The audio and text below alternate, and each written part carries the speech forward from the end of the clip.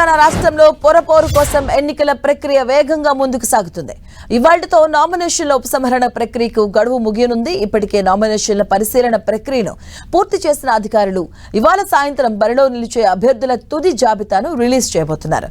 రాష్ట్ర వ్యాప్తంగా 116 మున్సిపాలిటీలు, 7 మున్సిపల్ కార్పొరేషన్లలోని మొత్తం 2996 వార్డులకు సంబంధించి దాఖలైన నామినేషన్లను అధికారులు సవివరంగా పరిశీలించారు. అర్హతలు, పత్రాల సరైనత, అలాగే ఎన్నికల నిబంధన పాటింపు వంటి అంశాలను పరిశీలించిన అనంతరం చెల్లుబాటు అయ్యే నామినేషన్స్ ను ఖరారు చేశారు. ఈ ప్రక్రియ అనంతరం ప్రస్తుతం వివిధ రాజకీయ పార్టీలు, స్వతంత్రుల తరపున కలిపి మొత్తం 19,608 మంది అభ్యర్థులు ఎన్నికల బరిలో ఉన్నట్లుగా అధికారులు వెల్లడించారు. ఎన్నికల షెడ్యూల్ ప్రకారం పోటీ నుంచి తప్పుకోవాలి అనుకునే అభ్యర్థులకు ఇవాళ సాయంత్రం వరకు అవకాశం కల్పించారు.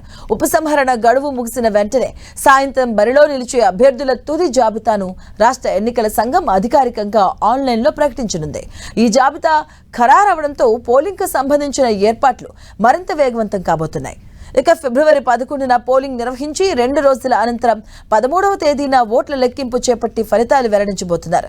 పోలింగ్ ను ప్రశాంతంగా నిర్వహించేందుకు రాష్ట్ర వ్యాప్తంగా భారీ భద్రతా ఏర్పాట్లు చేయనున్నారు.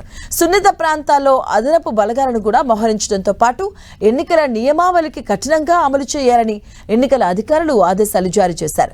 అలానే మున్సిపల్ ఎన్నికలను దృష్టిలో ఉంచుకొని మోడల్ కోడ్ ఆఫ్ కండక్ట్ ఇప్పటికే అమల్లోకి వచ్చింది. రాజకీయ పార్టీలు, అభ్యర్థులు ఎన్నికల నిబంధనలను ఖచ్చితంగా పాటించాలని, ప్రలోభాలకు పాల్పడకుండా ప్రచారం నిర్వహించాలని ఎన్నికల సంఘం స్పష్టం చేసింది.